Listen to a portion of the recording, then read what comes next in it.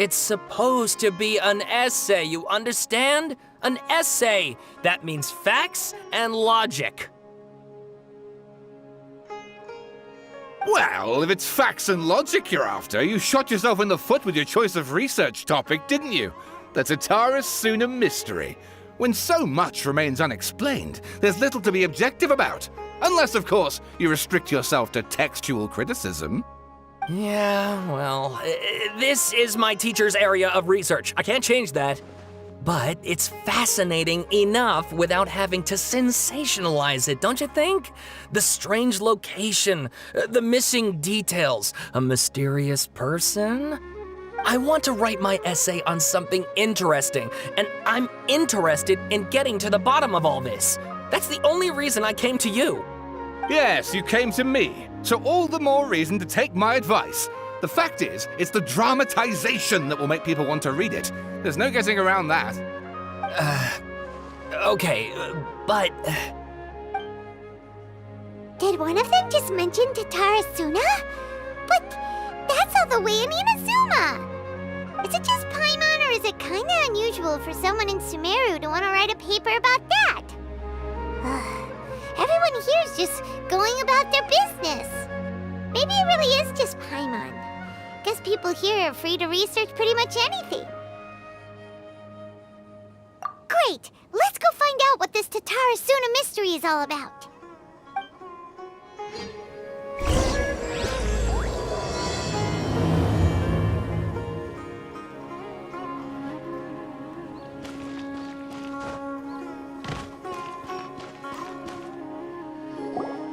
All right, I guess I'll go with my textual criticism and your editorial direction for the first draft. I have a feeling that the missing Kabuki Mono will end up being the main focus of this paper. If only we knew where to find that traveler. From what they say about her, this seems like the kind of thing she'd know about. Oh, you're the traveler, you say? Hey, what's with that face? Don't believe us? No, of course I believe you. Actually, I first heard about your great exploits when I was still in Inazuma. This is my first time coming face to face with you and your mysterious silver-haired companion. I couldn't believe my luck, and out of force of habit, I started, examining the evidence. Sorry. Sawada, for the love of... Sorry, we don't get out much, so our social skills are kinda lacking. Traveler, I hear you've helped many people a great deal and been to many places. Would you be able to tell us about Tatara Suna? Actually, we don't know much about that place either. In fact, we only came over here because we heard you talking about it and wanted to learn more. I see. My teacher chose this area of research as a personal challenge. He said it's difficult to get into because even Inazumans don't know much about Tatara Suna's past. But who'd have thought that... If you don't mind, I'd love to show you all my outline for the book I'm writing about Tatara Suna. Hold on, Sawada. Don't you think that's a bit of a deep dive for a first read? Well, fair point. In that case, please ease yourselves in gently by taking a look at Akaba's latest essay draft. Let me give you some background. This all started with the discovery of some records in Tatara Suna. The writings mentioned someone by the name of Mikoshi Nagamasa, who crafted a fine blade. But in the end, he threw it into a fire to destroy it, and killed his servant Katsuragi. Why? Well, no one knows. Apart from the swordmaker, his servant, and the one who wrote this all down, the records also mention a kabuki mono. This seems to be an Inazuman word for an eccentric stranger, someone who dresses funny or acts in an unusual way. That's right. Akaba's teacher has spent quite some time researching these events on the ground. This kabuki mono lived in Tatara Suna for a while before disappearing without a trace. And shortly afterwards, as Akaba mentioned, things got pretty ugly. So first this strange person goes missing, then a murder happens? Seems kinda fishy to Paimon. Yes, my thoughts exactly. So I helped out too. I asked everyone I could think of if they knew anything about what happened back then. And wow! Did I get lucky! Stop shouting! This part's important. I just wanted to make it stand out. It just so happens that a friend of mine works at the Government Records Office. He looked into it for me, and I can now confirm that all the aforementioned individuals did, in fact, live in Inazuma over 400 years ago. Even back then, Tatara Suna was already at the center of Inazuma's smelting industry. The man in charge was a government official named Niwa. Curiously enough, it seems like he went missing too.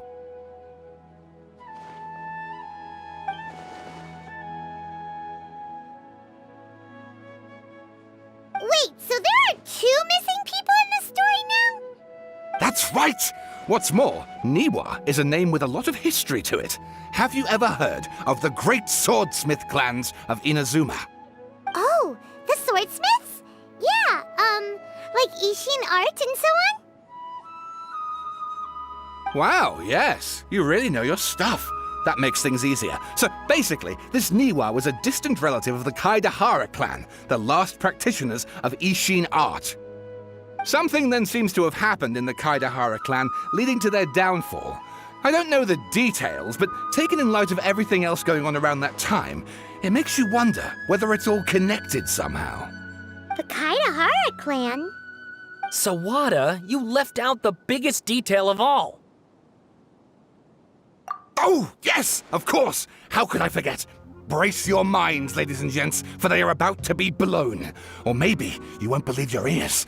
I wouldn't blame you, of course, because in all my years as a writer, this is by far the most.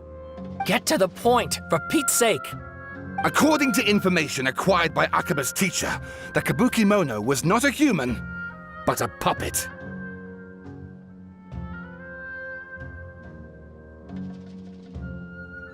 A puppet?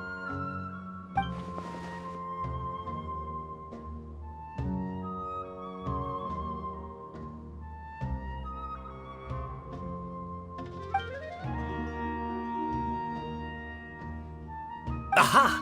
Judging by the looks on your faces, you do know something after all.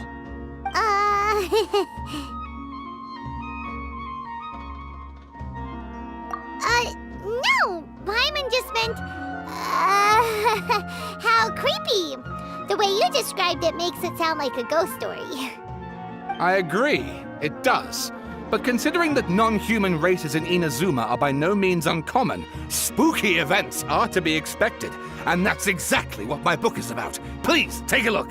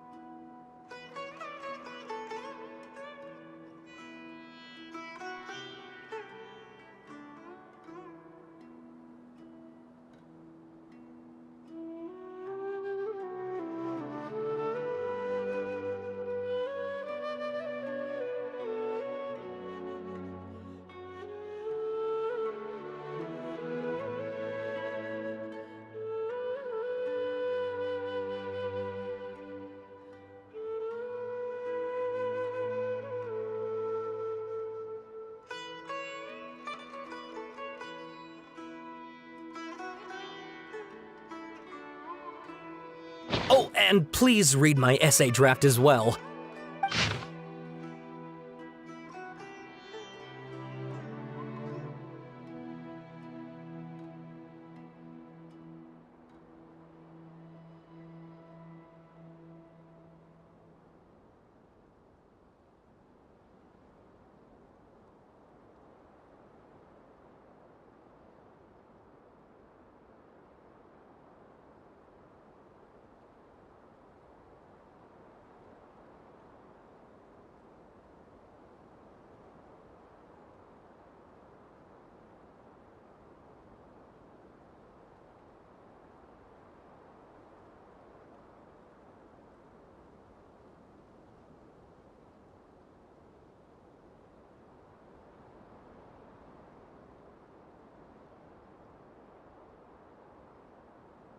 Sawada was encouraging me to follow his more creative approach, but I think essays should be grounded in facts.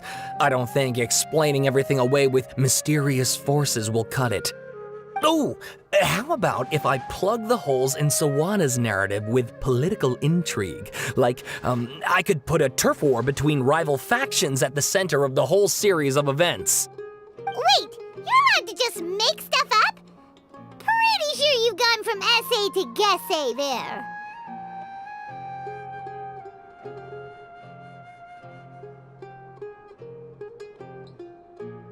Akaba, look. Your teacher has researched this extensively. I've reached out to everyone I could think of. Whatever information we have now is all that there is to know. This is as much detail as you're ever going to get. Besides, if there really was a political power struggle going on at anything like the level you seem to be suggesting, what hope would we ever have of finding out the truth? Good point. Okay, back to the drawing board, I guess. Give me some time. I need to find a new angle on this. We have some other stuff to do, so we'll have to say goodbye for now. Good luck with your essay! All right, thank you. If you find out any more info about all this, please do let me know. Thanks so much.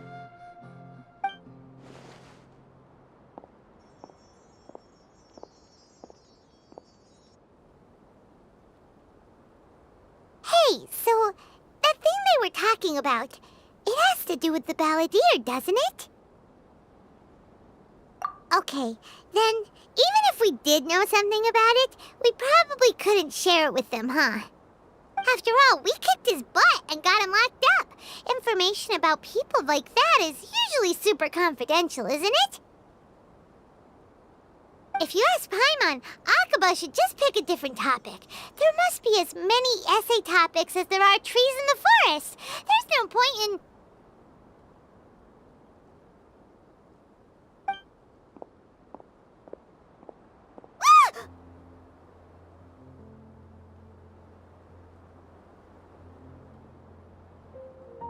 Hey, did you see that? He literally just went by, over there. It looked like... the balladeer! No, it can't have been. He got locked up. Oh, quick, let's catch up and see.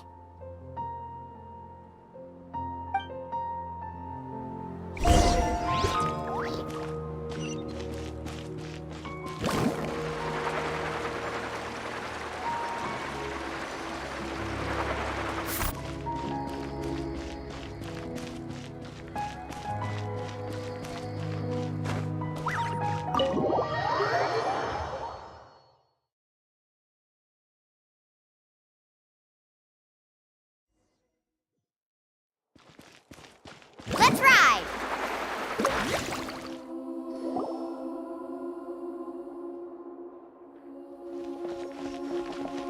Traveler, Paimon, there you are. Nahida! Bad news. We just saw the balladeer strolling around in public. Did he escape or... Ah! It's him! Sure enough, you're here. Hey! What are you doing in the sanctuary of Surasthana? Aren't you supposed to be locked up? I know you must have a lot of questions. Please, allow me to explain. It was my idea to set the balladeer free. We made a deal, and he's gonna do some investigation in Irminsul for me. A deal? Huh. You sure you trust this guy? What did you expect? Why do you think Sumeru would keep me around otherwise? Or maybe killing me is all you can think about. But if that's the case, why haven't you done it already? Don't flatter yourself. It was... Nahida said there's still some mysteries in you to figure out. Ah, so if it were up to you, you'd finish the job? Guess I had you all wrong. There I was thinking you were just getting cold feet. Well, that escalated quickly. Not a good start. Could I ask you all to please calm down? But Paimon's worried about you, Nahida. Don't let him trick you. It's not every day you see people questioning the God of Wisdom's judgment. Just when you think you've seen it all.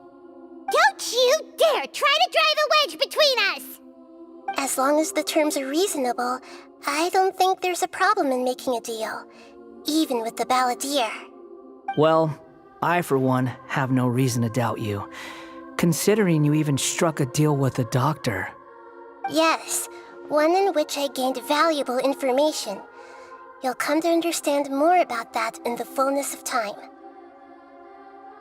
The Balladeer's power was all but completely spent after your battle.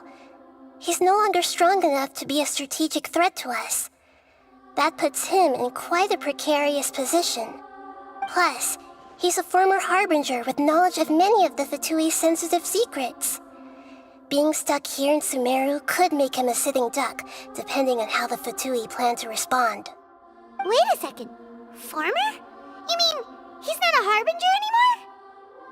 I take no pleasure in saying this, but it seems as if the doctor had no intention of welcoming back a loser, so... Sometimes it's you using them, other times it's them using you. Most human relationships are this way. Certainly all the stable ones are. That's how it was between me and the Fatui, and also between each of the Harbingers. So as long as you have some value to offer, nobody will ever abandon you. But after recent events, even I have to admit that I'm not worth quite what I used to be. Well, if the Fatui are gonna reevaluate my utility, I need to have a backup plan for myself. As we discussed, I don't like causing harm to living beings, and you said you need protection. So, why not join forces with us? I think these two have made their objection to that idea fairly clear, don't you? And they're your friends, so I guess you'll be siding with them. Yeah, obviously! Nahida, don't listen to him! Then let's put that discussion to the side for now. We still have time. Today can be a trial run. Where we go from here will depend on how well we manage to cooperate today. All right, then I'll do what we agreed. Good. Go now, and keep in touch. Nahida, are you serious about this? Yes. I have my reasons for this decision. In fact, I'm largely doing it for your benefit. Yes. As I told you once before, there's information about your twin in Irminsul. Oh, yeah. Actually, that's the whole reason we came to see you today. So, you have an update on that? Mm-hmm. You may remember me mentioning that the Fatui had not included your twin's details in the Descender category. This is an extremely important point. It's possible that the Fatui have other information that even I don't know about. And since the Balladeer used to be one of them, he'll be better acquainted with this information than I am. He was granted the power to connect with Irminsul when he almost became the god of a new era. Even though he no longer has the Gnosis, some traces of its power remain in him. He can still connect. The amount of information in Irminsul is vast beyond description. Sifting through all of it without knowing what to look for would take too long, even for me. So I asked the Balladeer to search in Irminsul for any information about the Descenders. He's more familiar with this kind of information, and should be able to find it more quickly. Exactly! Or what if... Paimon just doesn't trust him! He's treated us as enemies every time we've run into him! I understand. But sometimes, everything is dictated by which side you're on. How things will go in the future depends on what information he brings back. And Traveler, I know what your heart desires most of all. Our minds have connected several times before. There is a corner of your heart reserved for an intense longing. A feeling of being all alone in the dark, searching for the one candle whose light still burns. As Sumeru's deity, it is my responsibility to be on guard against the Balladeer. But as someone who counts you as a friend, I want to do something for you. If this deal with the Balladeer can give you the answers you've been longing to find, then it's worth it. It's my pleasure, really. You're Sumeru's hero. You've more than earned it. Paimon's still worried about this idea. Is there anything we can do to help? I was going to contact you about that, but then you suddenly showed up on your own accord. Seems like we have a telepathic connection. In fact, I was going to ask you to supervise the balladeer on my behalf while he carries out the task I assigned. Even though he only has a fraction of his full power left, that's still a fraction of a former Harbinger. If you could accompany him, it would put my mind at ease. Of course, I'll be there to help guide you through Irminsul from the outside. Great, thank you. Prepare yourselves. I'm going to transport you into Irminsul.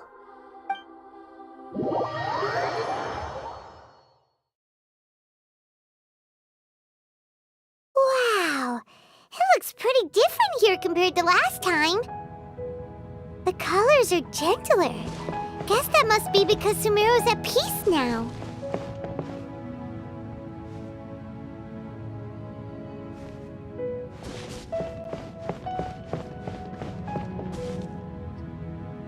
Look at that.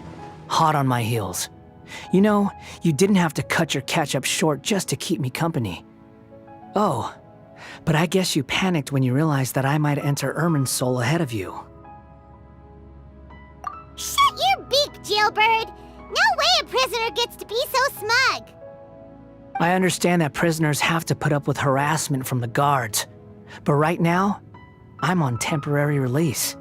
So maybe you should think about backing off a little. Sounds like a successful rendezvous. I need to be quite clear about something. In a few moments, you'll be entering into the innermost region of Irminsul. It is an environment like no other, and the most important place in all of Sumeru. Unlike anywhere else, Irminsul's inner region consists exclusively of torrents of information. You must put aside your differences and be extremely careful as you navigate your way through. I know there are many grievances between you on both sides, but it is essential that you remain calm after entry. This is as much for your own safety as anything else. Fine, let's call it truce. But only until this mission's over. Let's cut each other a little slack, shall we? We are going to be traveling together after all. Per my agreement with Lesser Lord Kusanali, I'll be at the front. It's my job to lead the way and get rid of any obstacles in our path. All you have to do is keep your pretty eyes open and try not to fall behind. You sure are confident. Paimon will give you that. You make it sound like you're even more experienced at adventuring than us. If there are no further objections, I suggest we get going. Or did you need some time to mentally prepare yourselves? Ew! Ugh, the snark on this guy. It's unbearable. We can start now. Irminsul access granted. Initiating connection procedure. Is this a small sapling? Oh, darn it! Come on, let's catch up with him.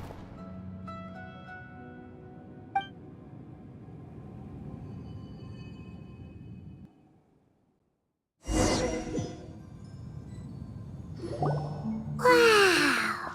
So this is the inside of Irminsul. Ooh! Paimon's never seen anything like this. And it feels like a sacred place. Irminsul is closely intertwined with the entirety of Teyvat. Every bit of information flowing here means something. Pick your jaws up off the floor. It's time to go. Why is it that Paimon just wants to do the opposite of everything he says? Lesser Lord Kusanali, we will now proceed to the heart of Irminsul. Can you still sense where the heart of Irminsul is? Yes. Permission to begin searching for information there? Permission granted. Go ahead. Let's go. Stay close. Don't go running off. Hey, so say we did go running off in here, what would happen? What are you smirking at? I was just imagining the look on your travel companion's face if you went and got lost. Anything's possible in here. You can't rule anything out. So if you want to stay safe, your best option is to stick close to me.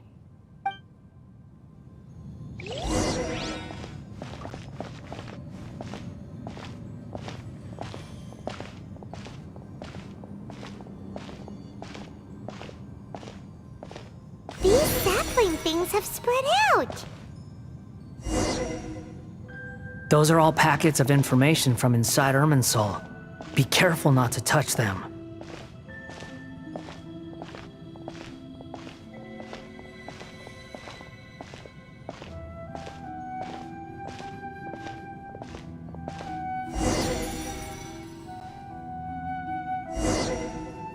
It looks the same in every direction.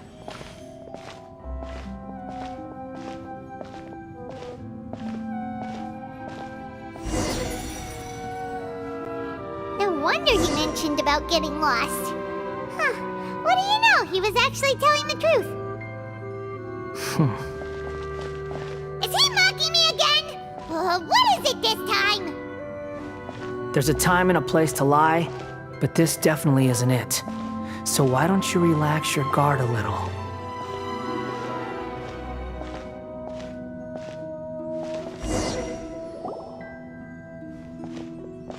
We're here. What a huge tree!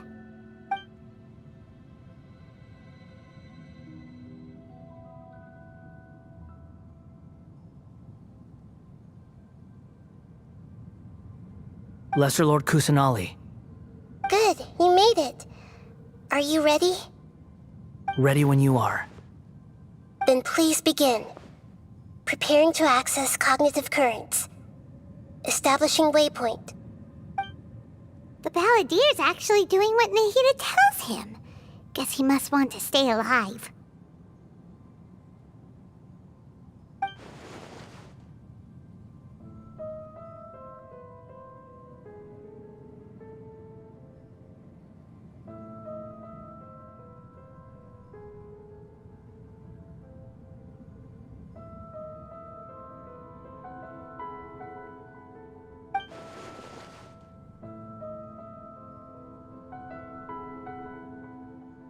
The rest is up to you. If you discover anything at all, make sure to share it with us. Will do. Huh. For once, we're the ones with nothing to do. Traveler, Paimon, would you like to talk?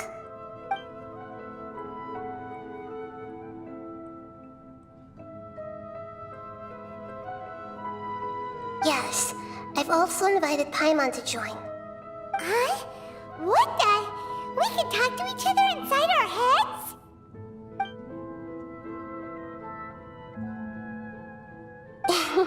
That's part of it. Plus, we're all friends. There's nothing wrong with us talking like this once in a while. Paimon's never tried this before. This is great! So, Paimon's been wanting to ask you something. Don't you think the Balladier's a bit of a walking contradiction? He's always talking back, but he seems to listen to what you say.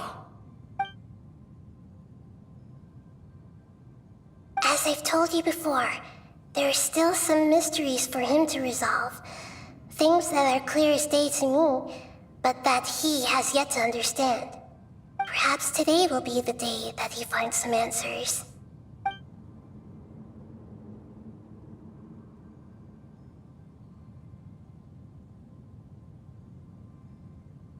Well done.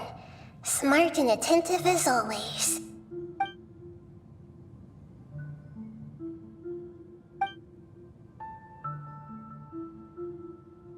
So, you made contact with that part of his mind.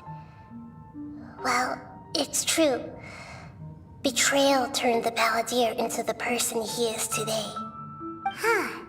Paimon thought nothing could get under that guy's skin. Turns out, He can get hurt and angry just like anyone else. Everyone has a history, Paimon. Even if you're a puppet created by the Electro Archon. Speaking of puppets, we ran into two people at the Academia today talking about an essay. Turns out their topic was about the Tatarasuna incident. Nahida, do you know anything about that? If you mean the mysterious events, the Kabuki Mono and so on, yes. I know about all of that. Really? Because from what they were saying, it sounded like lots of Tatarasuna's history is still unexplained. And most of the information we have now is just from people filling the gaps with their imagination. At least that's what they thought. Oh? How interesting. Those two managed to deduce quite a lot through guesswork alone. So the Gesse got it right?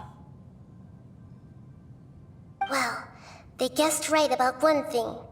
Tatarasuna was sabotaged. Must be a riveting conversation you three are having. Funny how all the good ones happen when I'm not involved. What makes you think we're talking to each other? Don't insult me. You're having a private conversation without me. Obviously, I must be the topic of said conversation. Of course you do. You can't have your prisoner knowing too much. So, have you found anything yet? Still looking. Don't get your hopes up, though. You and your twin come from outside this world. It wouldn't surprise me if there was nothing on either of you in Irminsul at all. Wait! How did you know about that? Did Nahida tell you? It's not like we've never met before. And anyway, you're world famous. It'd be more surprising if I didn't know a few things about you.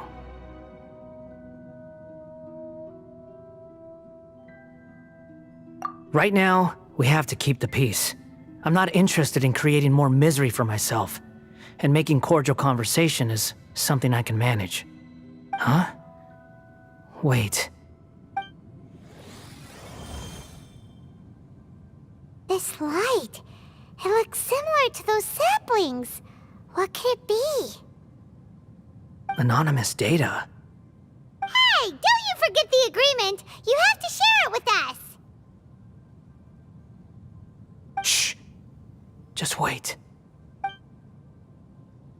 Mr. Niwa, are you certain this is worth the risk? We are talking about Tatarasuna's furnace, after all. It may not pay to act rashly. There's no one else who can enter the furnace. It has to be me. Is that so? Well, since you insist. It's...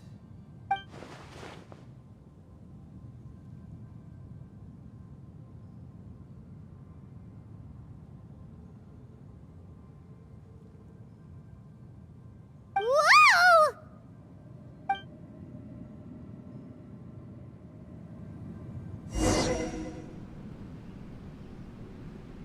I have been in Tatarasuna for some time now. You have shown me great hospitality, as has Mikoshi Nagamasa, and indeed, everyone else. Under your leadership, Tatarasuna is a warm, welcoming place, like a giant village. People are gainfully employed, their lives have purpose. They are motivated. As I understand, the Raiden Shogun has, in recent years, eliminated much of the evil that plagued Inazuma. As for Tatarasuna, it was originally established as a means of safely disposing crystal marrow. The forging industry with crystal marrow as a raw material has since flourished, giving rise to generations of swordsmiths. Some world-renowned, others unknown, all passing on their legacy. Skills, blood, dreams. Every smith brought into this trade looks to find their purpose between steel and blade. That is why you accepted the proposal brought to you by myself and Akame. Yes, well, were it not for you coming to Inazuma and happening to make Akame's acquaintance, the two of you never would have joined forces. And he would be the first to admit that there's no way he could have revolutionized our forging process like this on his own. At least not on the same timescale. You allowed Akame to take all the credit for a method that you jointly developed. He sold it to me, and now every piece of ore here is smelted using the new technique. Even now, you remain one of Tatara Suna's key consultants, working right here alongside us. I believe it is you, sir, who are truly responsible for the changes in our manufacturing and forging methods. You flatter me. From the outset, I saw much that was commendable in the forging industry of Inazuma, and it has been my great honor to befriend you all. So you say, Escher. But is this really the truth? My good sir, what do you mean? I tried to resist thinking it was all connected, because I didn't want to speculate, and I didn't want to believe that things could turn out this way. What have we gained from adopting your new technology? Ominous black smoke? Mounting production problems? Worker fatigue and casualties are up and continuing to rise at an alarming rate. And recently, as you well know, someone died because of that strange filth inside the furnace. We've kept the truth from spreading outside, but still, I suspect you understand it better than I do. None of the people who went out to get help have come back. Now, our mutual friend, the Kabuki Mono, is taking the Golden Feather to Narukami Island to seek an audience with Shogun. This is our last hope. But that doesn't faze you, does it, Escher? Nothing does. Otherwise, why would you still be standing there with that smile on your face? I'm just surprised that you finally chose to be so sincere. I'm sure you've been harboring these suspicions for quite some time. Mikoshi Nagamasa may have noticed that there was one common denominator among all these events. Namely you, Escher. But Mr. Mikoshi is more cautious than I. He does things by the book. After all, Nagamasa is the adopted son of Mikoshi Torichio, the yokai struck down by the Shogun's own hand. If he truly seeks to redeem his family's honor, an abundance of caution is well advised. You're well informed on the subtleties of his situation for a mechanic all the way from Fontaine. Are you sure you're not a little overqualified? Why, Mr. Niwa, are you suggesting I find a job as a diplomat? Sadly, I am so very attached to my craft. Enough, Escher. I'm here because an evil force is raging inside the furnace. And someone needs to take your new device inside the high-risk zone so we can absorb it and put an end to the problem. I'm in charge here. And I'm about to take some responsibility and head inside. Probably to my death. But what about you? What are you still doing here? Judging from the look in your eyes, you don't seem to trust me. Drop the act! We're past that now. Whoever you are, it looks like your plan to destroy Tatara Suna has worked. I just want to know what you're still doing here. What's left? Don't you have all your answers by now? Honestly, I'm just waiting for the right moment. A moment like this, where you finish talking and I stop you from entering the furnace. You...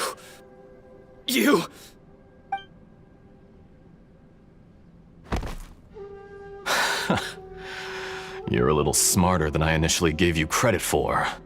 I thought I'd disguised myself exceptionally well, at least for the first few days. But to my surprise, you had your people look into my background right from the start. It's a long journey from Inazuma to Fontaine, but that didn't stop them. Eventually, they managed to confirm that Escher was an alias, and that I was not from Fontaine at all.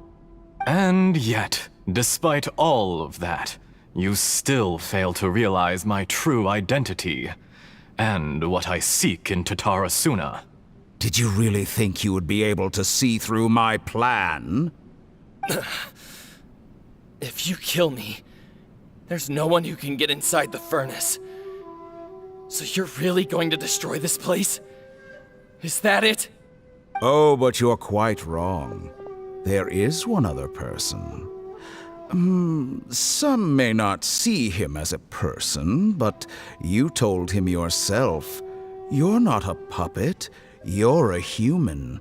You're just missing a heart. Whoever you're working for won't get away with this. They'll be found out. But this makes no sense. What are you really trying to accomplish by all this? Why go to all this trouble? It's no trouble at all. Patience is a virtue which I have in abundance. This is all part of a carefully controlled experiment. If you must know, I'm happy to divulge my true identity. I'm a Fatui Harbinger. Call me the Doctor. The Fatui? Who? What do you want? Just to create a minor inconvenience for your nation. That's it?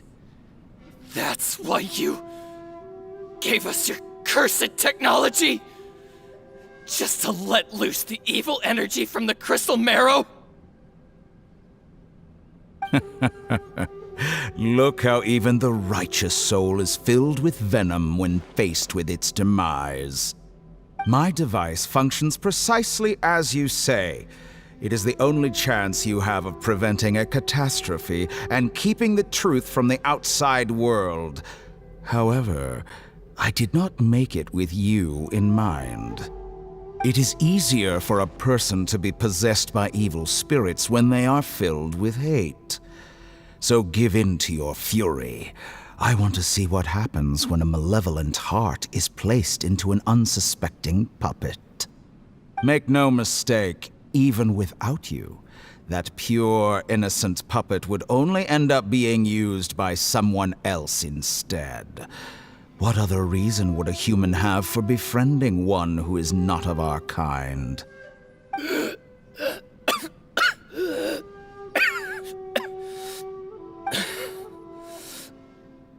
If you give him my heart, tell him that both Nagamasa and I see him as one of us.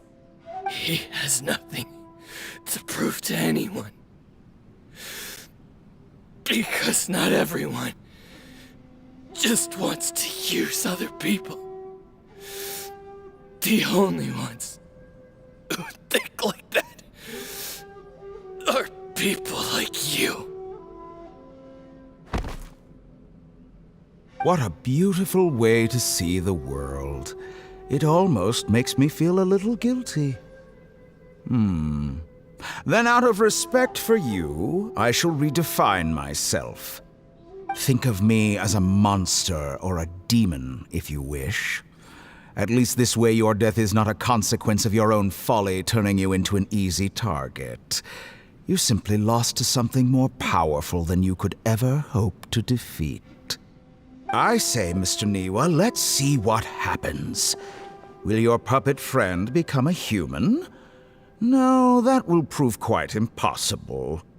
Mr. Niwa? Already dead. What a pity. Jester, I have completed the task you gave me, creating a gap and infiltrating Inazuma's inner workings. What fun it was. I'd like to introduce a puppet to you. If he proves useful, let's make him our newest comrade. And if not, let's turn him to dust.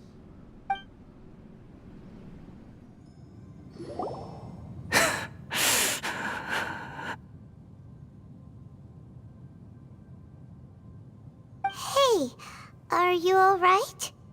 Dottore?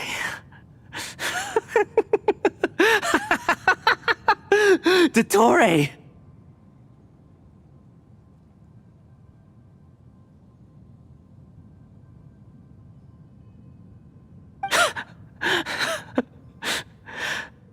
Good. Good. Was that the doctor? Did he turn into a mechanic from Fontaine?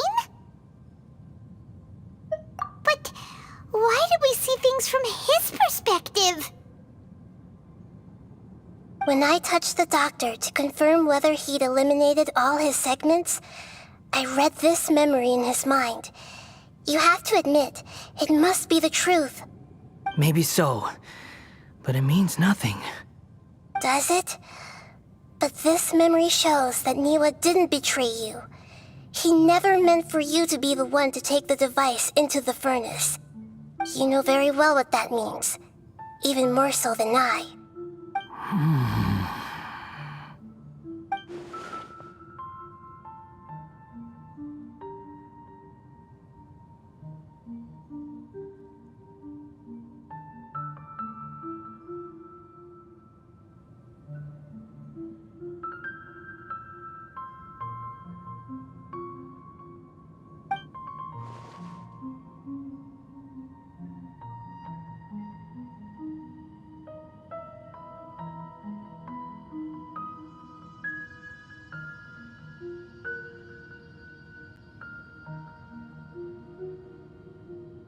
Let's give him some space.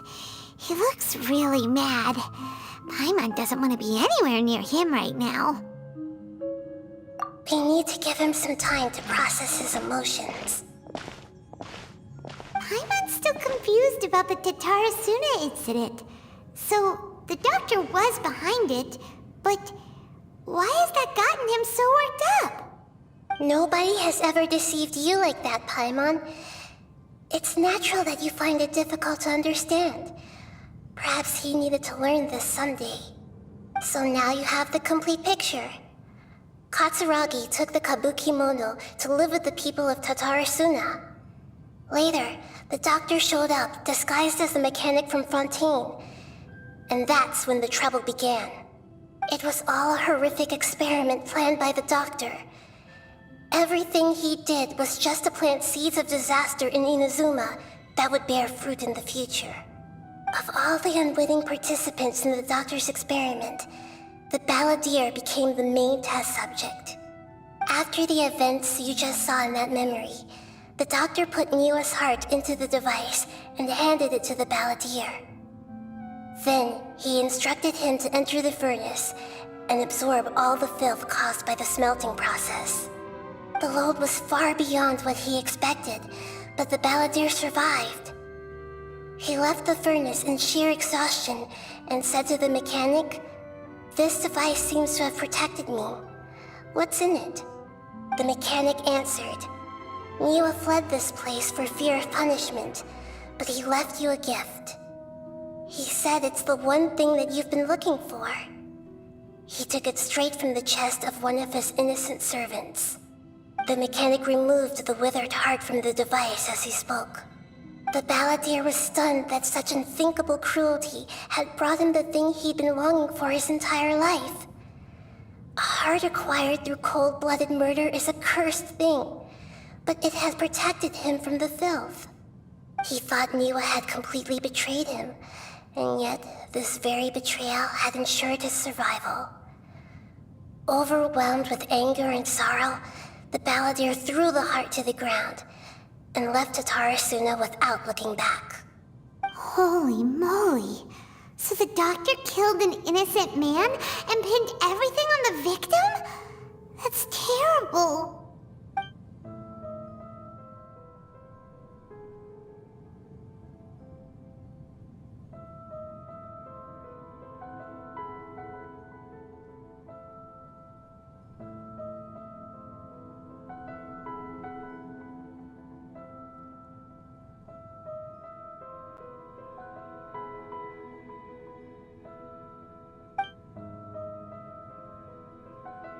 Yes. Only if he understands this can he choose a new path forward. Dottore, you brazen-faced... Niwa didn't run from justice. You killed him.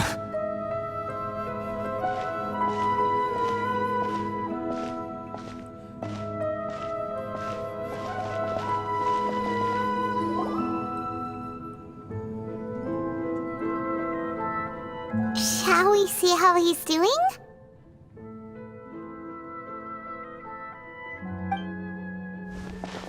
Hey, you alright? That's a scary expression.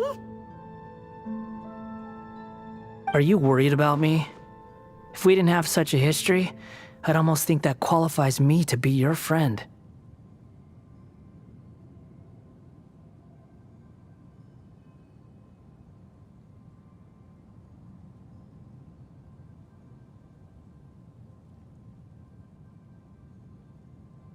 It won't.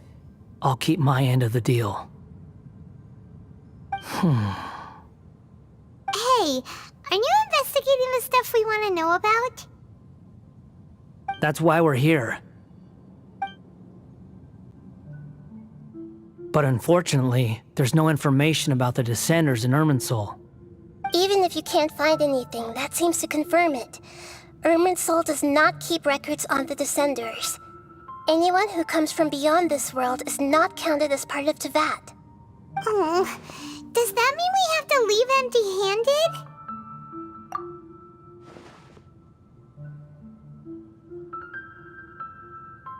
Don't thank me just yet. You look really upset.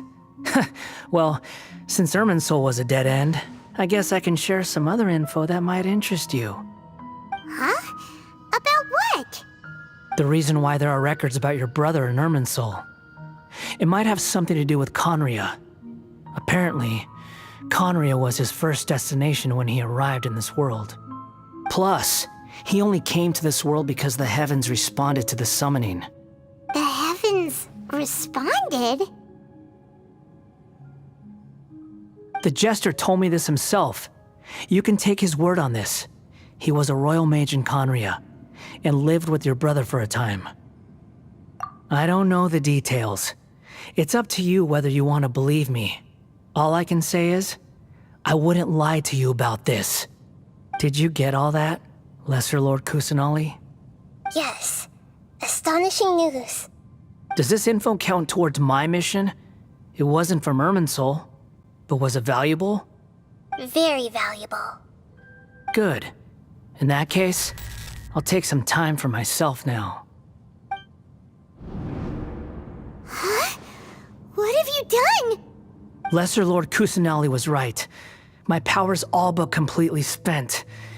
Even if I use all of the divine power left in me, I can't sustain this shield for very long. I shared a secret with you, and now you owe me. So in return, I'd like you to answer a question for me. Give me your hand.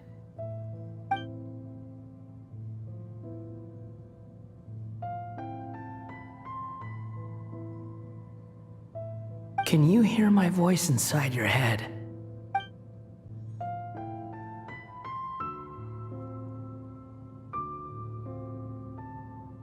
No, I can't do anything like that anymore. At most, all I can do is exchange a few words with you. So tell me, in this world, is it possible to change the past?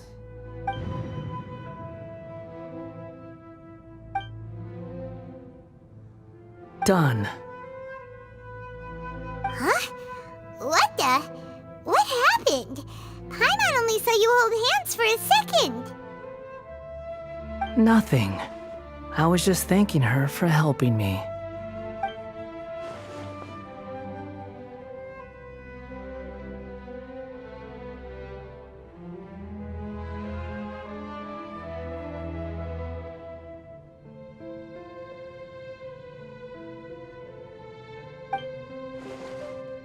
So long.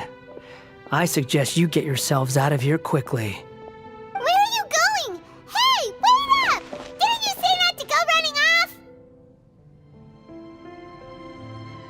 Fast reaction time, but I don't think we'll be seeing each other again. From this day forth, the names Balladeer and Kabukimono will cease to exist. Those who died in Tatarasuna because of me deserve another chance at life. Hey, Balladeer! Don't do anything stupid! You know, I never did like insects. Hordes of the puny things swarming together can be a real nuisance.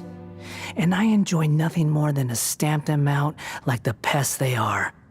But if a colony of harmless ants isn't threatening anyone, I guess they deserve to be left alone. Luckily, everything can be set right. It's time to solve this once and for all. Balladeer! Balladeer!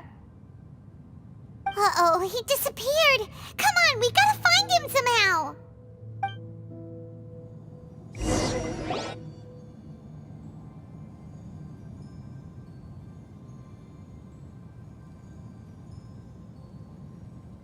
Oh no, he's really gone! Oh, can you hear me? Nahida! Traveler, Paimon, Balladeer, what happened just now? I was suddenly cut off by some kind of power. It was the Balladier's fault.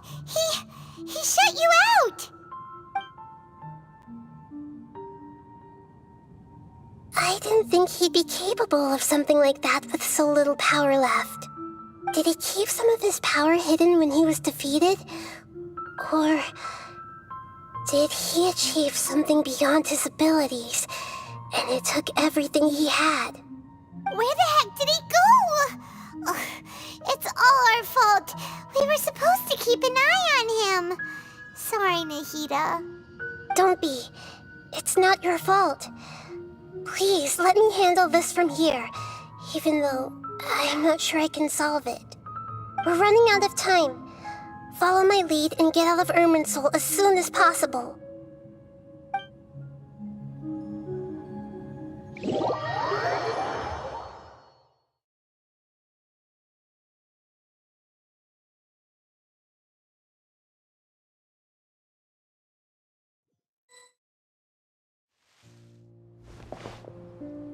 We're out!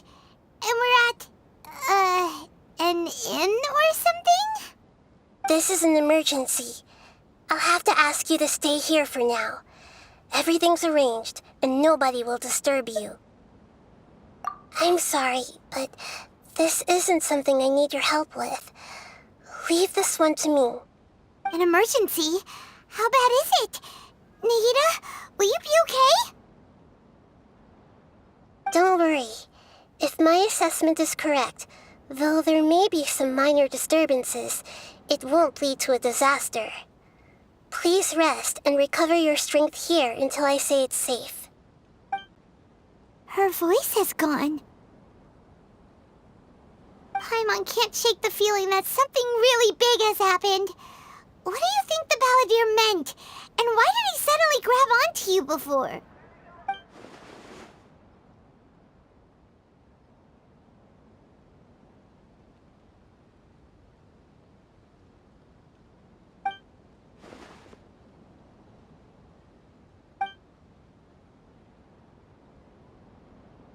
He wants to change the past? But surely that's impossible! Right! You can't just rewrite history! All that stuff happened already in real life! It's like, imagine Paimon drank all the water in this inn. Even if no one was there to see it, Paimon would sure as heck remember drinking it! So, why does Paimon still have a bad feeling about this? Paimon can't help but feel scared about what he might do. Oh, Paimon's so confused. Huh? Ah! Sorry, Paimon accidentally... It's the Balladier's fault for causing Paimon all this mental stress. But erasing yourself from history? It's unthinkable. Is that really possible in Irminsul? Uh-oh. Paimon's head is overheating from trying to understand what he's up to. And it's still not working. Ugh! Paimon's had it with that little brat. He's been nothing but trouble ever since we met him.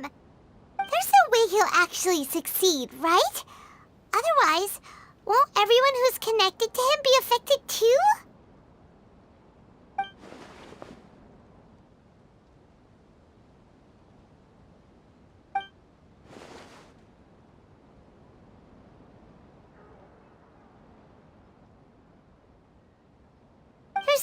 can do about it at this point.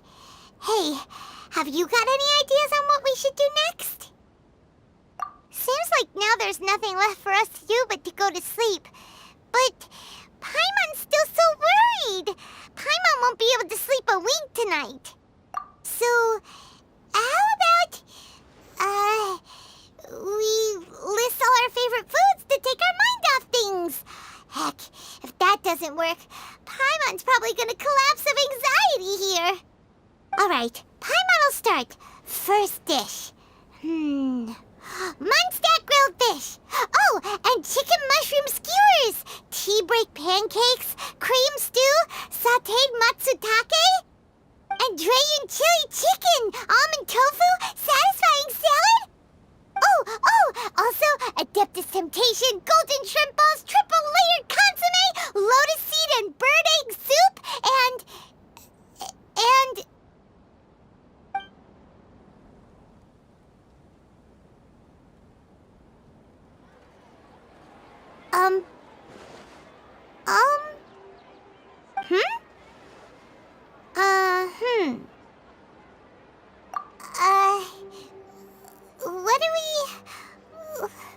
What was Paimon supposed to be doing just now?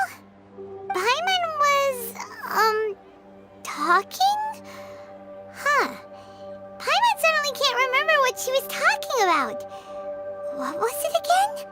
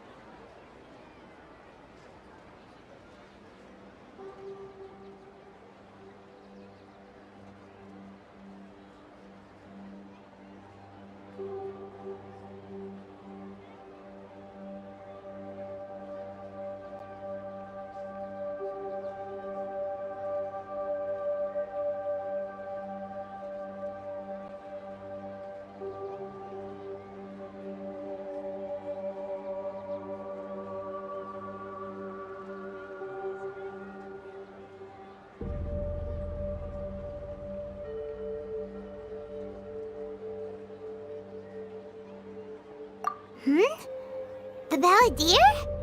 Is that a food too? Huh. Weird name, though.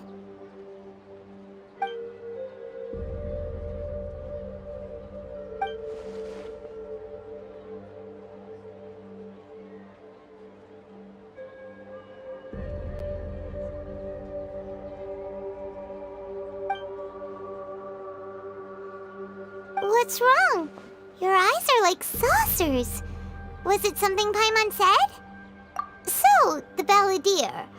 Is that someone's name? 'Cause it sounds like a nickname or something.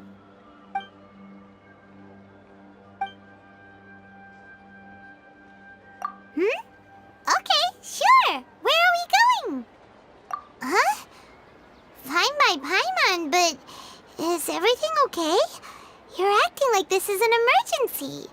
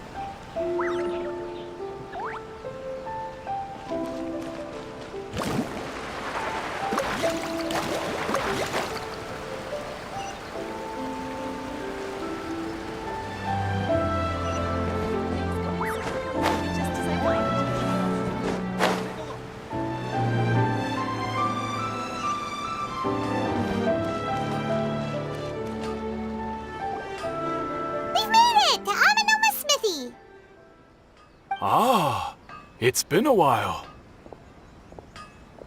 Of course. Go ahead. Oh. Now there's a question I wasn't expecting. Very well. I'll tell you what I know once more. The once renowned Raiden Gokuden, comprised of 5 branches. Amenoma, Futsu, Ishin, Hyakume, and Senju. The art of forging practiced by these 5 clans was first taught to them personally by the almighty Shogun. Over time, the 5 branches diverged from one another as generations of bladesmiths honed and perfected their craft until they became 5 distinct traditions. Most of the great swordsmith clans of old have since fallen into decline, and for a long time, only the Amenoma branch kept its art alive. But fortunately, Kaedehara Kazuha recently returned to Inazuma and took up the mantle of the Ishin art. Now, 2 clans remain of the original Gokuden 5. If my memory serves me right, you yourself were present when he forged the Ishin blade. Oh, yeah, we were! Paimon remembers that now. We learned a bit about the decline of the Raiden Gokuden then, too. It seems like such a shame. That, my friends, is a tragic tale indeed. In fact, this was not made known to me for most of my life. All these years, I knew of those great clans' demise, but never the cause. Only recently, when the question was on my mind, did I ask Kaedehara Kazuha about this. He told me that, as we are both heirs to a branch of the Raiden Gokuden, it was right that I should know the truth. There is no harm in telling you, but I must warn you. It is a dark and sorrowful tale. The Raiden Gokuden were the targets of a murderous rampage by a vengeful bladesmith. Vengeful? Why?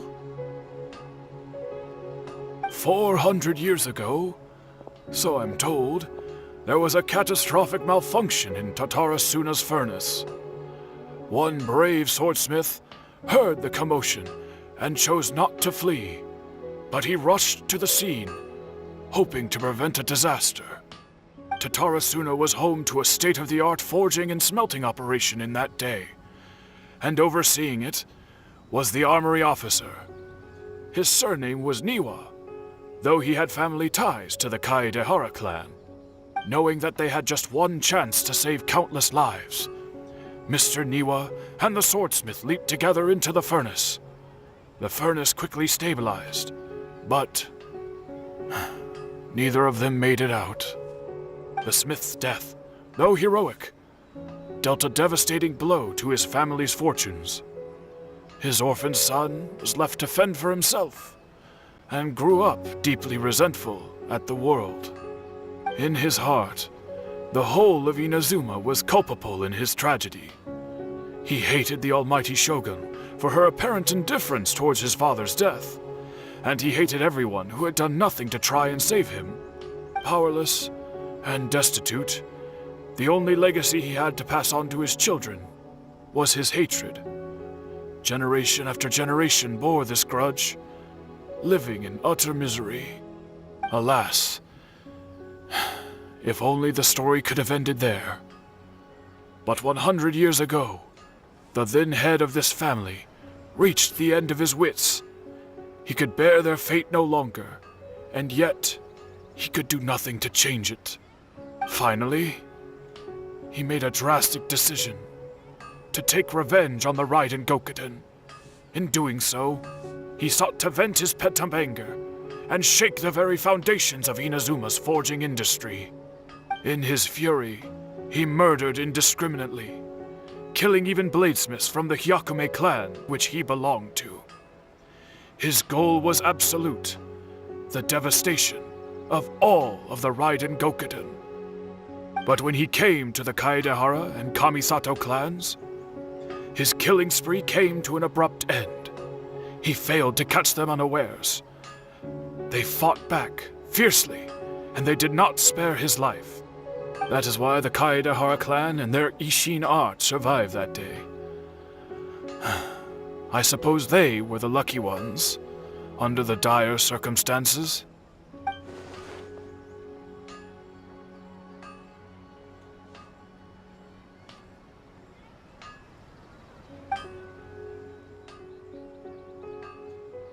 Was there anything else you wanted to ask?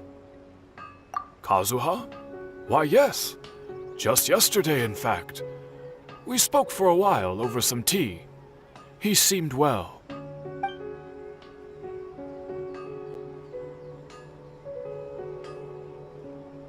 My pleasure. Don't tell Paimon. There are other places you want to visit too, right? Your expression says it all. You can't hide anything from Paimon. On to the next stop. Lead the way, traveler. Paimon will be right behind you.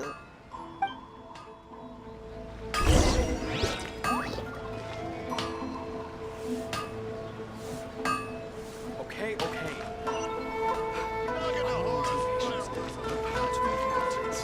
Faster.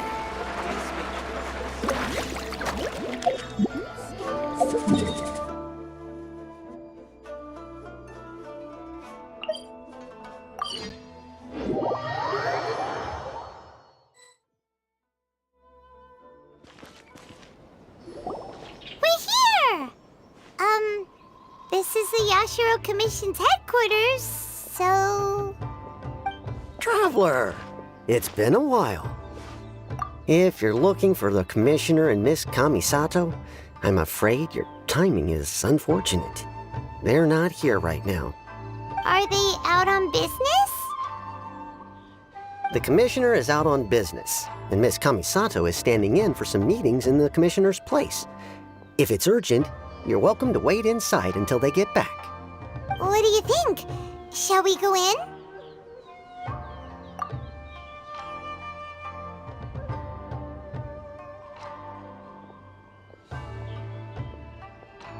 If it were anyone else, I couldn't allow it.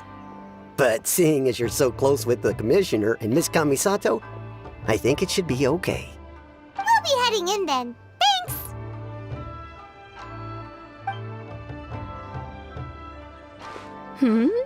Hello, dears. Is there something you want to say?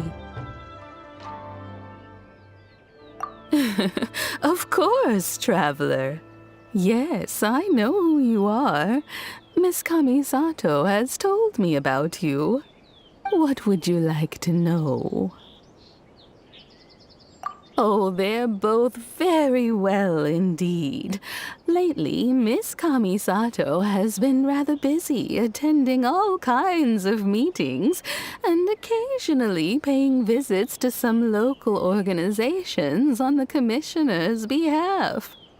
As for the Commissioner himself, well, you know, busy as ever. That much hasn't changed. Although, he does seem to be in a rather good mood these days. So pretty much business as usual in the Yashiro Commission, huh? Very much so.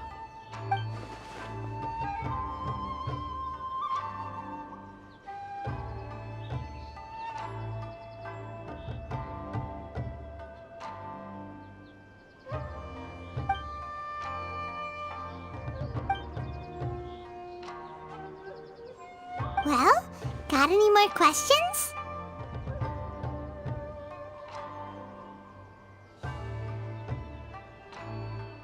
You're very welcome. In fact, I would love nothing more than for you to come and visit more often. But I'm sure you must be far too busy to have time for that. Miss Kamisato talks about you all the time. She seems so thrilled to have you as a friend, and she's always saying how talented you are and how much she admires you. I must say, many things in Inazuma seem to have taken a turn for the better since you arrived here. So you're not just Miss Kamisato's knight in shining armor, you know. You're a hero to us all. Alright, goodbye for now. Where are we going next? Great! Goodbye, ma'am! Don't worry, we'll see ourselves out. All right, then. Take care now. Hope to see you soon. Oh, are you two leaving already? Yep, everything's taken care of now. Don't worry. Very well. Safe travels. Goodbye.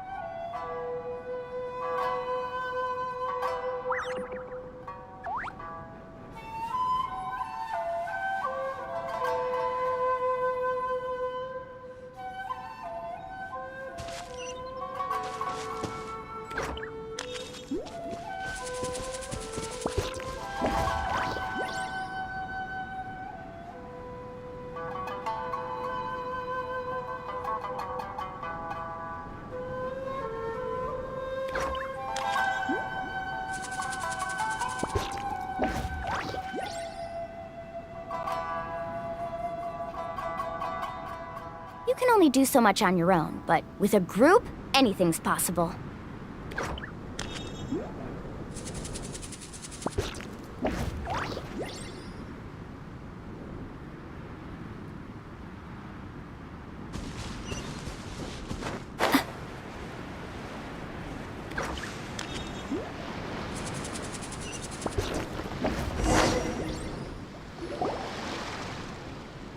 Do I have company? What kind of person comes to a place like this and just spaces out? Let's find out. Come on, let's ask this guy. Hey, I wasn't spacing out. I was pondering some problems. Sure you were. Your eyes were glazed over, dude. You were a million miles away. Why are you making fun of me? I told you I wasn't spacing out. I was ruminating on some problems. Technological, environmental, and so forth. This is Tatarasuna, after all. Oh, he said Tatarasuna. Looks like we came to the right person. Oh, is there something you want to know about Tatarasuna? My name's Xavier. Certainly do. I've researched the furnace here in some depth. If there's anything you want to know, just ask away. Like the back of my hand?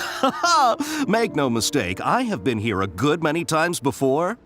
Not only that, but I've met people in Inazuma whose families used to live in Tatarasuna years ago. They said it's all true, the history here. Oh, well, it's a long story, don't you know? The tale of Tatarasuna starts a long time ago. I'm told that its history is one of the most foremost forging and smelting operations in the nation, goes back around 1,000 years. Still, the furnace has had a couple of serious maintenance issues along the way. A couple? When exactly? One was just in the last few years, the other was several hundred years ago. A fun fact, I'm not the first Fontaine tech guy to come and work on it either. There was a guy back then too. They say he was a mechanic who consulted on a technology upgrade. It seems like the technological collaboration between our two nations goes back a long way. How about that?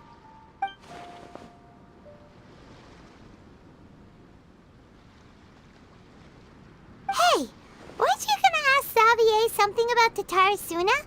Come on, ask already.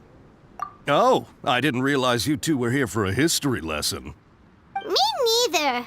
Paimon doesn't know what's gotten into this one today. Feels like we've been preparing for a history exam or something. What brought this on? Did you just wake up today with a sudden burning desire for historical knowledge? Sure, go ahead.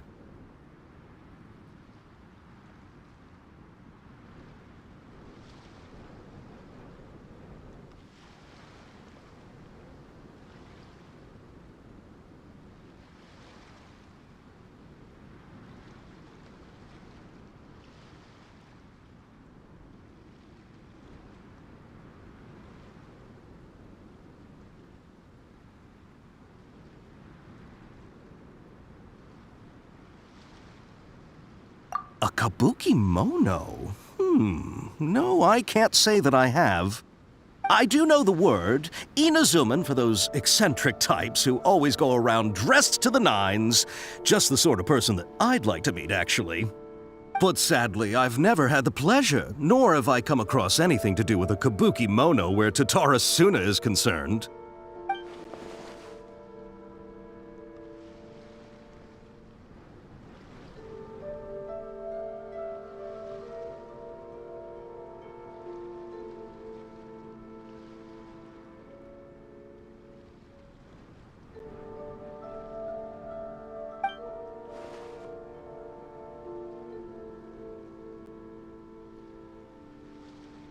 Of course! Don't mention it.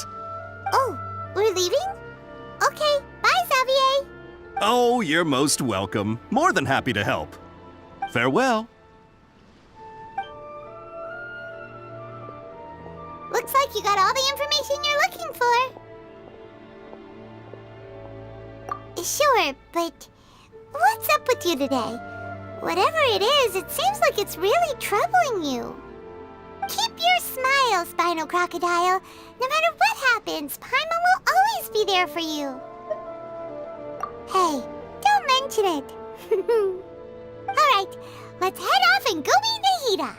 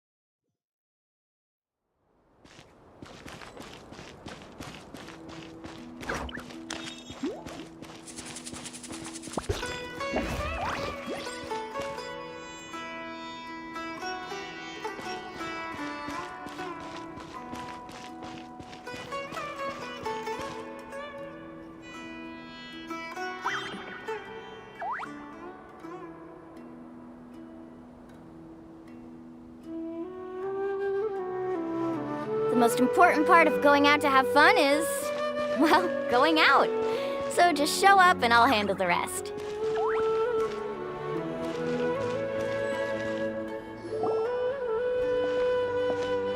Hey, it's them!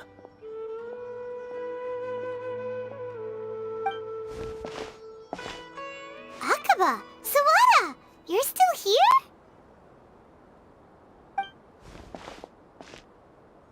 Indeed we are. If you have a moment, we'd love for you to join us once more. We have time. What do you want to talk to us about? It's the same topic we discussed last time. Obviously. Still looking for more info about Tatara Suna, huh? Should we join them?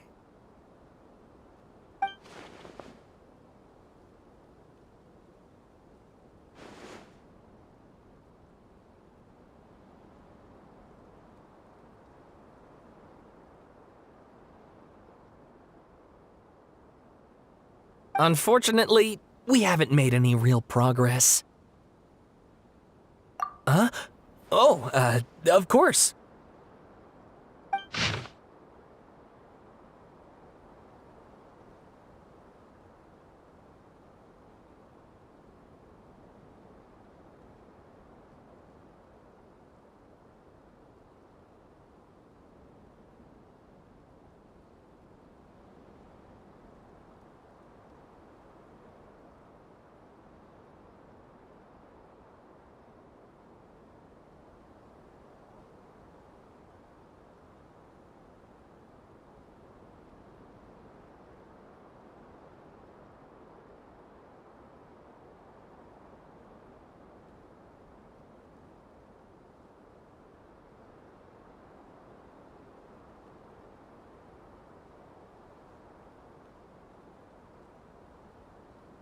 I presume you'll want to read mine as well. Here.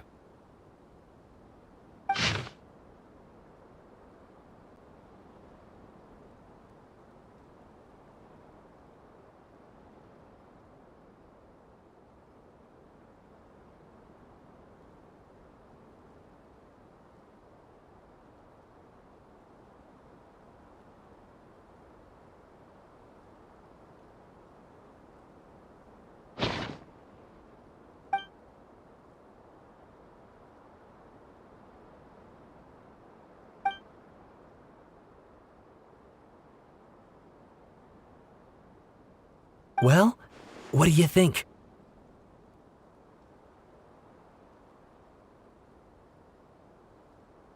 Hey, Traveler.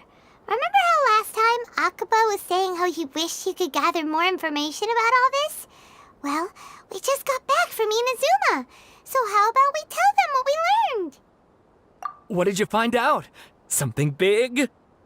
It's a long story. Basically, we have some friends in Inazuma, and...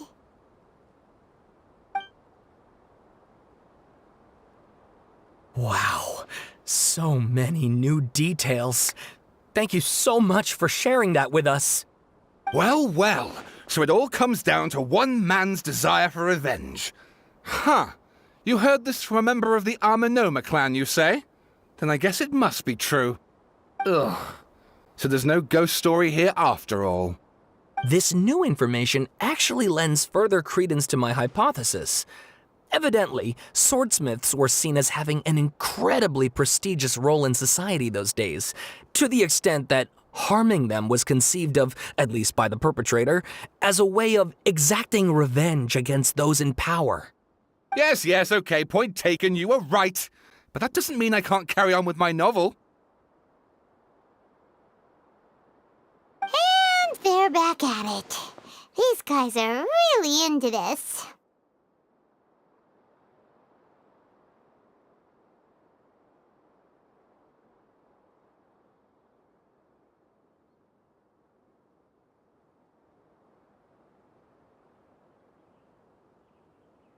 Oh, so sorry. Look at us, prattling on about our projects and ignoring you.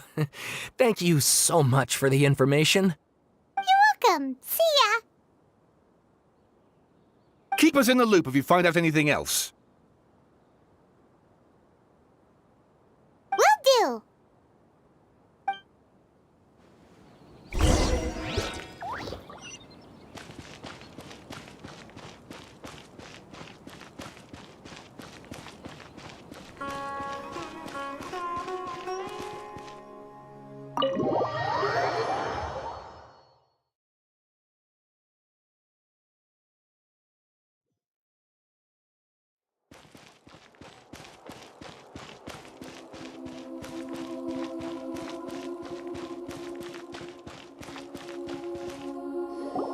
Nahida, we're here!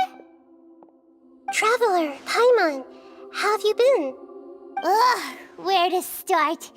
Paimon hasn't had a moment's rest this whole time. That night, we ended up chatting and chatting until suddenly the sun was up. And then she decided she wanted to go to Inazuma.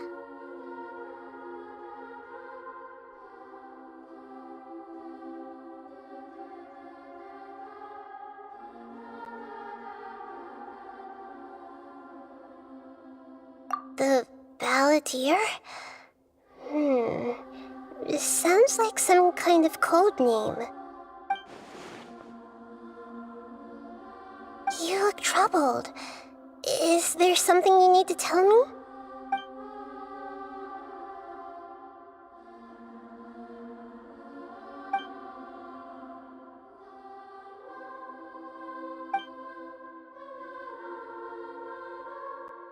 Traveler?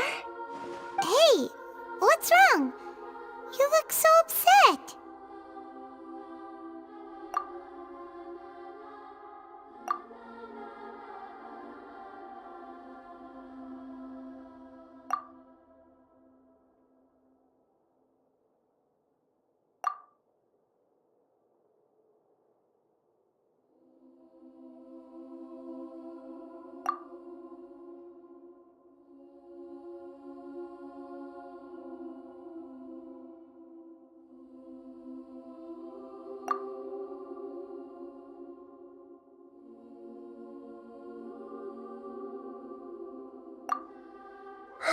That's quite a story.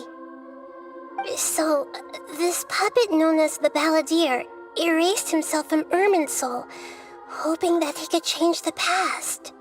But how was he even able to do that? As the Traveler said, he very nearly became Sumeru's deity. Admittedly, I remember it a little differently.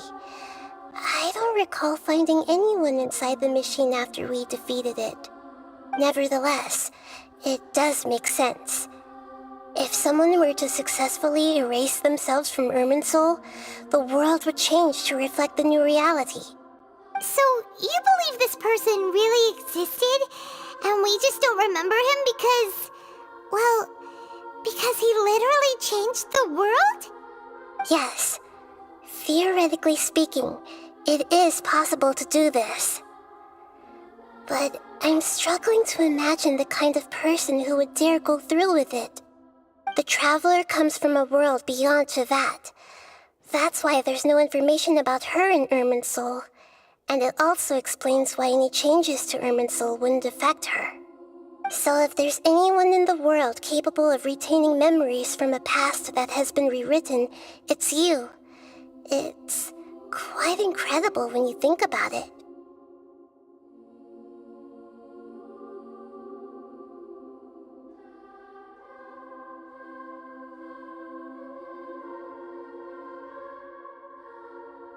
Paimon's having a hard time understanding this Balladeer guy's motivations. Why did he do it? I can only make inferences based on the information we've been given. As for what kind of person he was, only you remember that.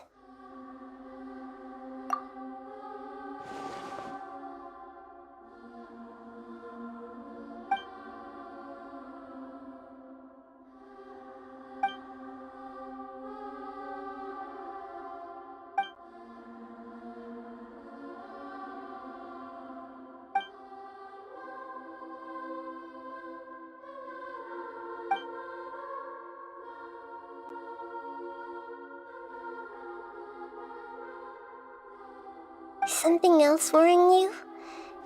Something that you can't share?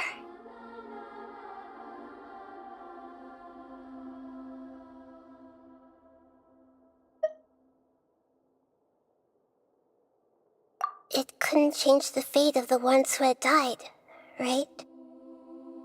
Once the Balladeer realized he hadn't been betrayed after all, it must have completely changed his view of the people of Tatarasuna. Now he saw them as friends again. He couldn't keep hating humans after that. And if he thought there was a chance he could save his old friends, it would be hard not to try. The story makes sense, every part of it.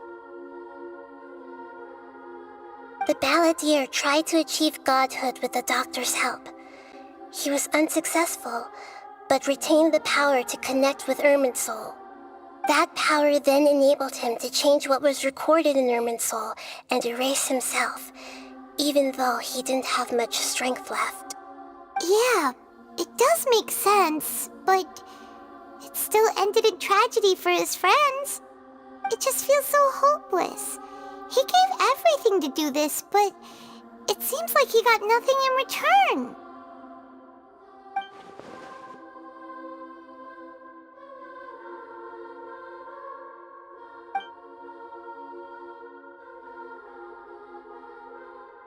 Please wait a moment. I want to check something. Found it. This should be the one. It turns out that I have a strange way of confirming everything she has told us. What is it?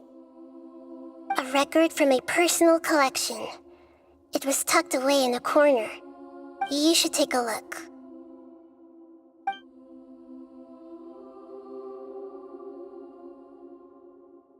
Is this a fairy tale? Who wrote it? I authored this record myself. Huh? You wrote a fairy tale that somehow has something to do with the balladeer? When combined with the traveler's narrative, it's clear that this story is an allegory. Everything in it is a symbol for something else. Hold on. So this record survived from the past? Yes. Any information about the balladeer or the kabuki mono in other records will have been changed. But I wrote this story in a way that means it was left intact. Changing the information in Irminsul changes to that. But Irminsul can't change information that was well hidden in advance. I guess I must have written this story as a backup before the balladeer entered Irminsul. That's incredible! What a great idea! And sending the traveler into Irminsul with the balladeer must have been a further precaution. I knew she'd remember everything. This story is abstract enough that it still resonates with the present information recorded in Irminsul. But if we connect all the different pieces together, the true story that emerges is the one she told us, the now erased life of the balladeer.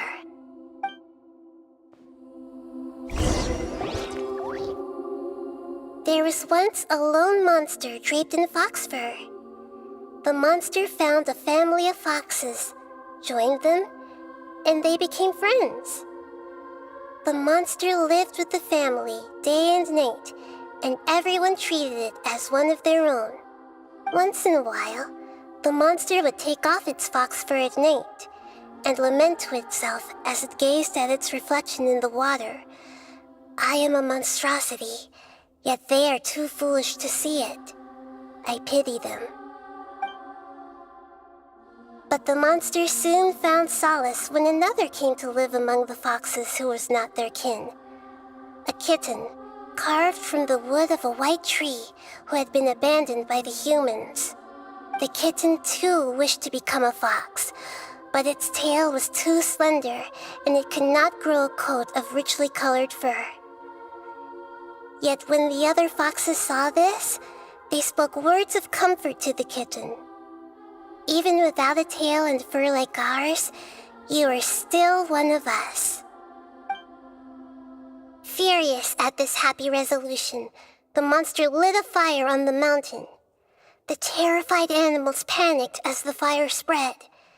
The only way to extinguish the flames was to make a sacrifice. A gray fox stood up and addressed the monster. It said, "You are the cleverest among us. Surely you can help us find a way to solve this." The monster smiled, led the fox toward the fire, and murdered it. The gray fox's heart was turned into a beautiful drop of water, clear, spotless, and pure.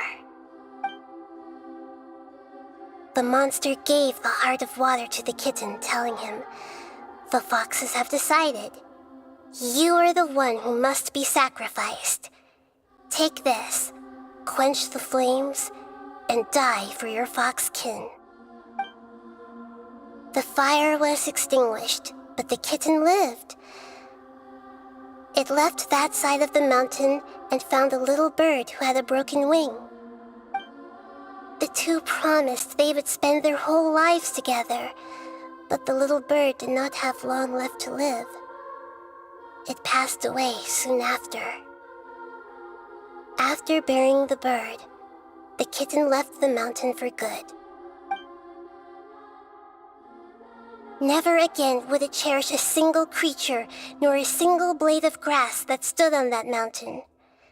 The kitten spent the nights wandering aimlessly, gnashing its teeth at the moon. How it wished to swallow the moon and devour the moonlight. If the world could only return to darkness, then it would finally be peaceful and content. I will become the new moon, the answer to everything. Then, no one will know that there were once birds, foxes, and cats in this world. And no one can know that they were different.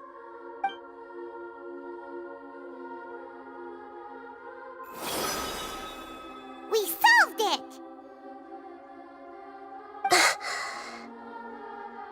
I remember now. This is not just the Balladeer story. It is his very own memories. I made a backup so that it would be preserved no matter what happened. To become a god, he was experimented on and modified countless times. It was brutal torture, and the only reason he was able to survive is that he was a puppet. This memory was extracted from him by the scholars. Presumably, they kept it to have something to defend themselves with. Creating a deity was just the first step. Some of them wanted to be able to control it. That's why they backed up his memory for later use. I buried it deep inside one of my own dreams, and then hid it inside an allegorical story so that it wouldn't be altered. It's hard to believe that this person really existed, let alone that he tried to get rid of us on more than one occasion. Paimon has no memory of him at all. He completely vanished like a puff of smoke. The Balladeer agreed to help me look for information about the Descenders, and although he was unsuccessful, he still helped you.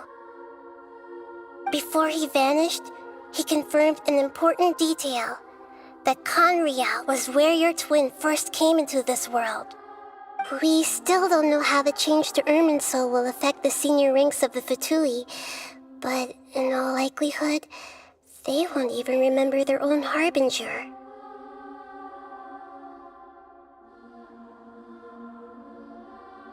It sounds like Paimon wouldn't like this guy a whole lot if he was still around. But still, Paimon doesn't like the way it all ended that much better. This is why wisdom alone cannot answer all our questions. We look, we see, and we comprehend, but the question still troubles us. So the answer is not everything. People yearn to find the truth and then conquer the troubles they face. When you give someone the truth, you give them a chance to choose their own destiny. To others looking on, this may seem like a pointless endeavor, but for him, the chance to act on his desire to disappear must have meant a lot. Never forget that even when we walk beneath dark clouds along a road filled with suffering, the light of wisdom is always there, guiding us toward a better destination. And that is what you have been doing all along. Yeah, Nahita's right. Cheer up! How about we go get something to eat? We can pick up this heavy conversation again later. Good idea.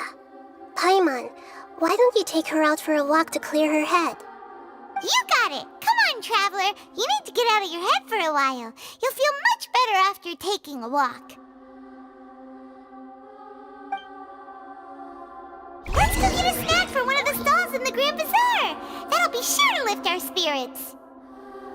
It must be really tough being the only one who remembers all that, but Paimon's always here to help cheer you up. There's a few things I'd like to look into. You should go take a walk and try to unwind.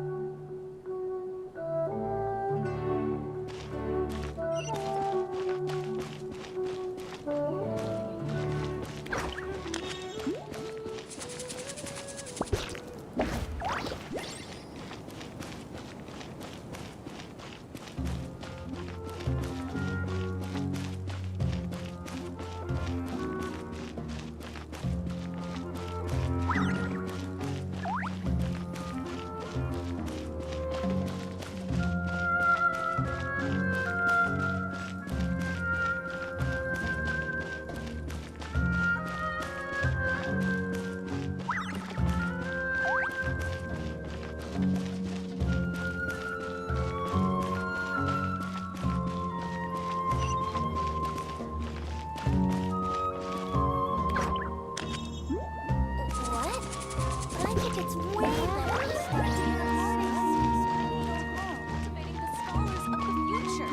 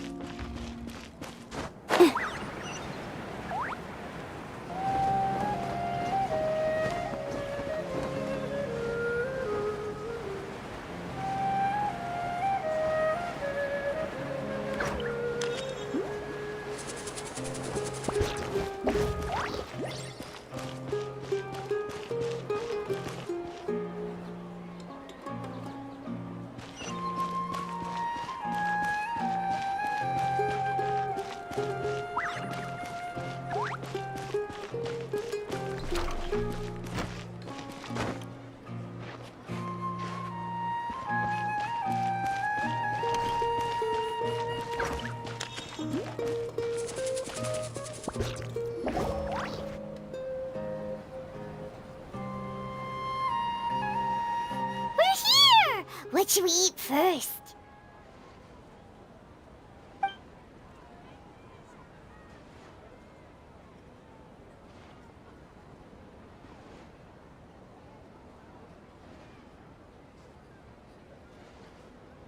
Hey, are you gonna answer or what?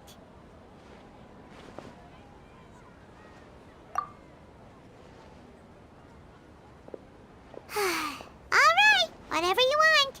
Well, Paimon will be right here when you figured stuff out. Then we can get something to eat.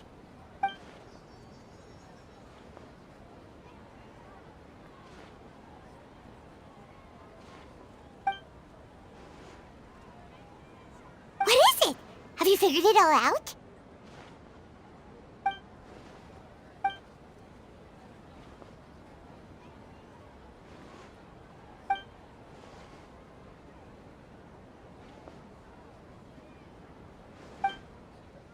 Why'd you jump up all of a sudden?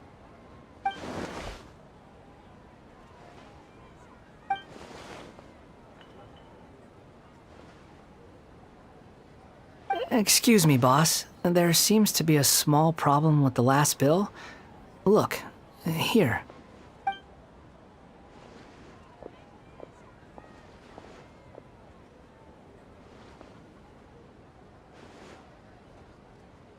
Hey! Hey, wait!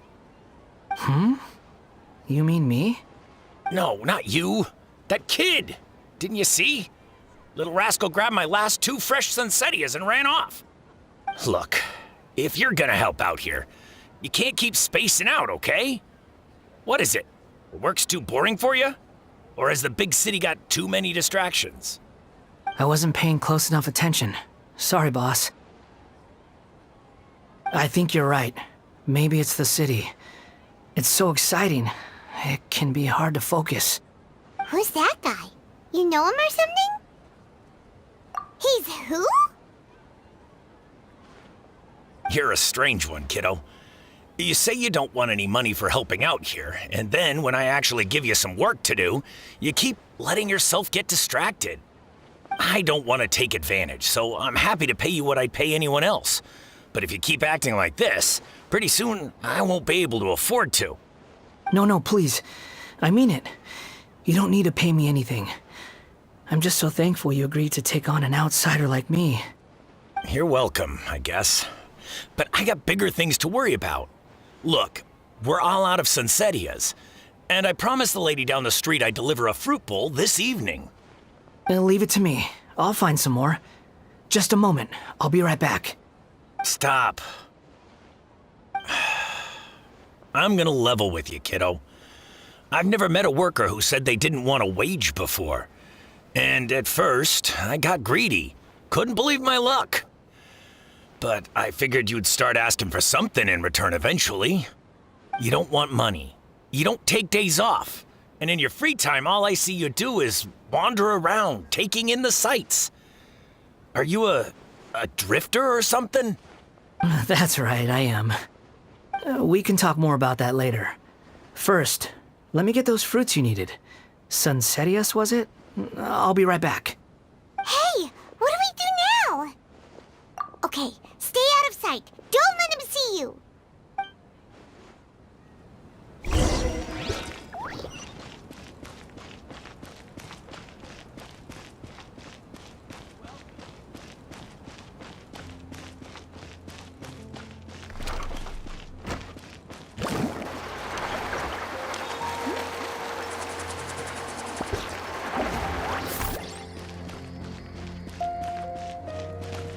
Take me up!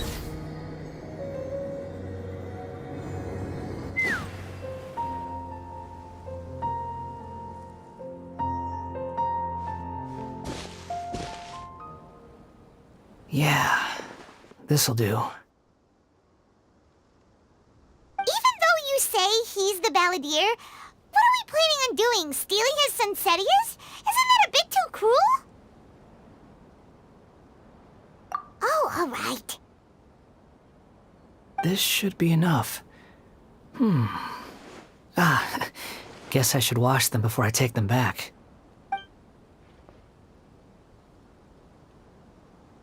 Huh?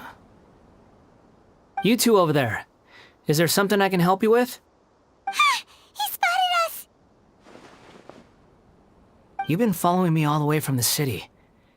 I'd have to be blind not to notice. Have we met before? No, we haven't met. But you know me? I have no recollection. Are you absolutely sure? Sorry, but I just can't take your word for it. A puppet? What makes you think that?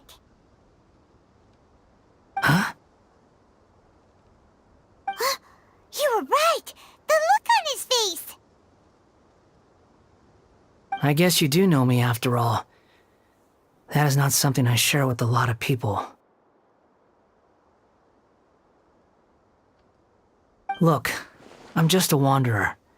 But seeing as you've gone through all this trouble to track me down, I'm sure whatever it is must be important. Okay, but please let me deliver these goods to my boss first. Are you really working for that guy? He said you don't want any more for it. Is that true? Yes, I ran into him out in the wilderness during a storm, and he let me take shelter in his cart. In return, I said I'd be his helper for a while. That's oddly nice of you. Let me take these back. Then I'll come with you, okay? Then let's return to the city.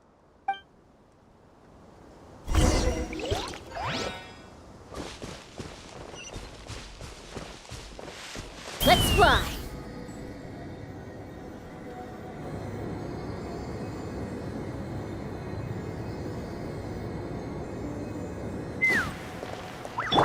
Carving waves!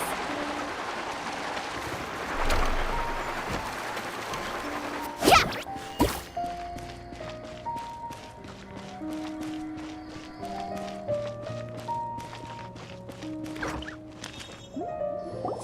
Here you go, boss. I'll leave them right here. Oh, you really went and picked some more. Who are these two? Something's come up, and they need to borrow me. Sorry, boss. I'm afraid I'll be away from the stall for a while. I was just about to pay you anyway. Go wherever you want, kid. Don't waste your time here. What? I get it, okay? You just wanted to help me out, to thank me for giving you shelter from the rain that day. Even then, I don't understand why you're so adamant that you don't want any pay for it. But look, it was pouring down, and there you were, sauntering along without a care in the world, like you had nowhere to be and didn't even care that it was raining. Imagine you were me for a second. It's a little weird, right? Why is this guy traveling during a rainstorm if he's not trying to get somewhere? And why is he taking a shortcut through the open country if he's not even in a hurry? But anyway, taking you in didn't put me out even slightly. You don't owe me a thing for it. Certainly not all this. Your time is valuable. You know, you should go live your life. But I don't...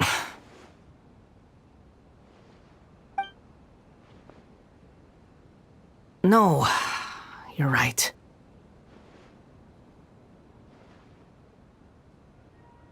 Then I suppose this is where we say goodbye. Thank you again for taking me into the city. Don't mention it, kiddo. I've run into all kinds of characters over the years. I just hope you find your path. Thank you.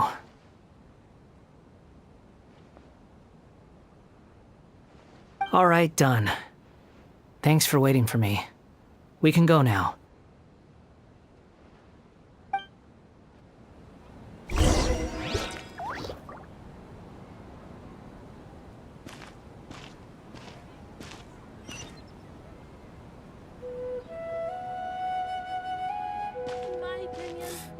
What's so great about Snow's